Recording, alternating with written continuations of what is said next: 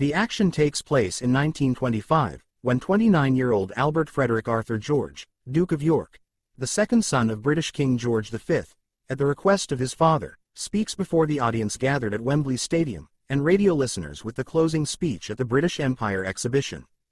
The performance turns out to be a nightmare. Albert stutters badly and makes long pauses. Part of his words remain incomprehensible to most listeners. For the next 9 years, Bertie, as Prince Albert is called by his family, tried to solve the problem of stuttering, attending sessions with various speech therapists. After another unsuccessful session, barely choking on balls that he stuffed into his mouth at the demand of a speech therapist, Bertie announces that he will no longer be treated by anyone for his ailment. One day his wife, Duchess Elizabeth, is recommended a little-known Australian specialist, Lionel Logue, an amateur actor whose methods are controversial, unorthodox and contradictory, but surprisingly often give the desired result. She turns to Logue, introducing herself as Mrs. Johnson.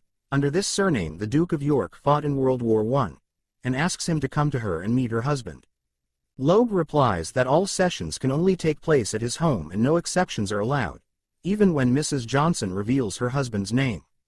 Elizabeth, amazed by this, persuades Albert to come for an appointment. Already at the first meeting, the Duke has to face Logue's principalness. Especially shocking is his requirement to address each other by name, Bertie and Lionel, violating all the canons of official protocol, although Logue invariably addresses his patient's wife as Your Royal Highness. Bertie initially refuses to discuss anything other than exercises themselves, but skillfully and unobtrusively guided by Logue, eventually tells that he started stuttering when he was 4 or 5 years old, but if he talks to himself or sings, he does not stutter. Lionel scatters in dust the techniques of previous doctors' speech therapists, whom Albert visited, and asks him to quit smoking prescribed by one of them for relaxation as it will kill him, which will happen decades later.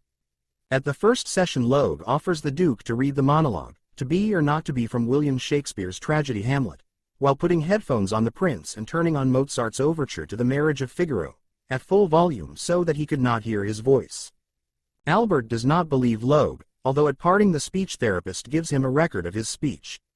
Later, the Duke still listens to the recording of his monologue, which he read without hesitation and with considerable artistry, which completely amazed the Duchess, and eventually after several more failures with public speeches decides to return to Logue.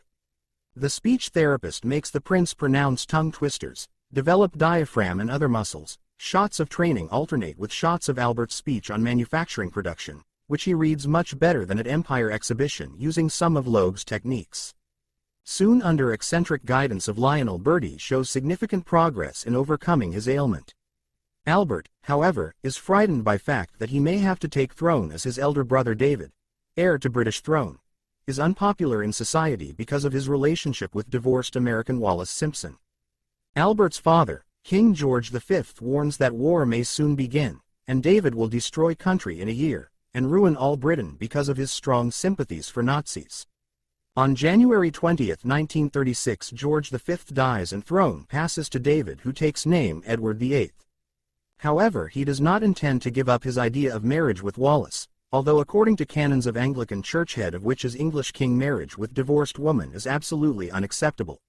Even after so many sessions, Albert still stutters when talking to his brother, who before abdication constantly mocked him and reproached him for envy.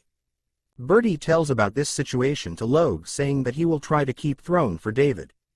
Impolitic Australian allows himself a cheeky question, maybe in this difficult time it is Albert who belongs on throne. The prince, raised in spirit of unconditional loyalty to elder brother as future monarch, finds such formulation of question something bordering on treason. Outraged to depth of soul, Bertie quarrels with Lionel and says that there will be no more sessions. Lionel's wife, Myrtle Logue, she sees that her husband is going through a hard quarrel with his longtime patient, although she has no idea who this patient is, convinces him to apologize for thoughtless words, but all attempts by Logue to negotiate with Duke of York are unsuccessful. Person from street simply has no access to member of royal family. Meanwhile, in order not to cause political crisis in country, and stay with his beloved Edward VIII under pressure from Archbishop of Canterbury Cosmo Lang, and Prime Minister Stanley Baldwin decides to voluntarily abdicate. On December 10 of same year he officially renounces throne.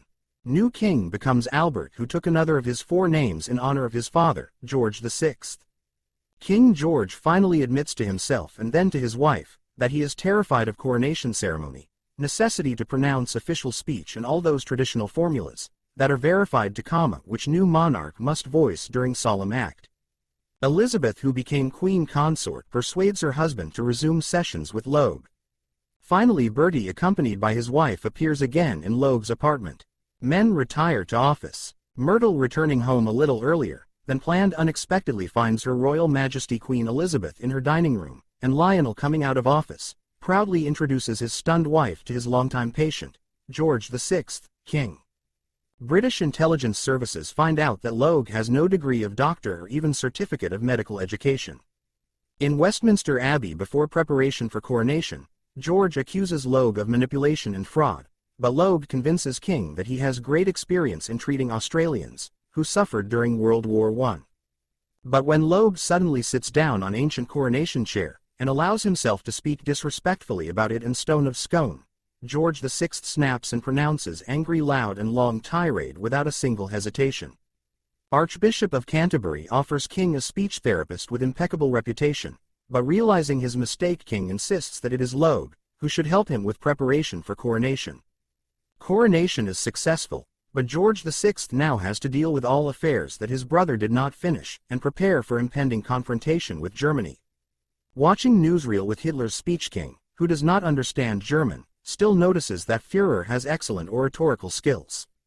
On September 3, 1939, Prime Minister Neville Chamberlain declares war on Germany. In evening of same day, under guidance of Logue, King speaks on radio to unite his people in this hard time. His 9-minute speech is tensely listened by those present in Palace Elizabeth with children, Prime Minister Chamberlain and First Lord of Admiralty Churchill, sitting at radio receivers, Queen Mother and abdicated brother David with wife, Wallace, Logue's family crowd at Buckingham Palace, and even soldiers preparing to go to front.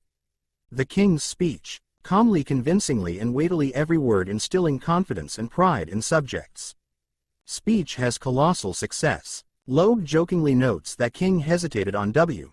George VI, very pleased and finally relaxed, willingly jokes back that otherwise no one would believe that it was really him. Bertie calls Lionel my friend. Smiling in response, Logue, for first time during sessions, pronounces, Your Majesty. And Queen Elizabeth, sincerely thanking speech therapist for first time, addresses him by name. Thank you, Lionel. George VI with his wife and daughters comes out onto balcony of Buckingham Palace, where crowned family is greeted by enthusiastic crowds of Londoners. Behind King, unnoticed by anyone except few initiated, modestly stands Lionel Logue. Final credits report that during World War II, Lionel Logue prepared George VI for all his public and radio speeches, which made King a living symbol of British resistance. In 1944, for merits before monarchy, Logue was awarded Royal Victorian Order, and thus elevated to knighthood. Lionel and Bertie remained friends until death of King George. Did you enjoy the movie? If you did, please give this video a thumbs up and subscribe to our channel for more movie summaries. We will do our best to bring you a new summary every day, so stay tuned and don't miss out. Thank you for watching and see you next time.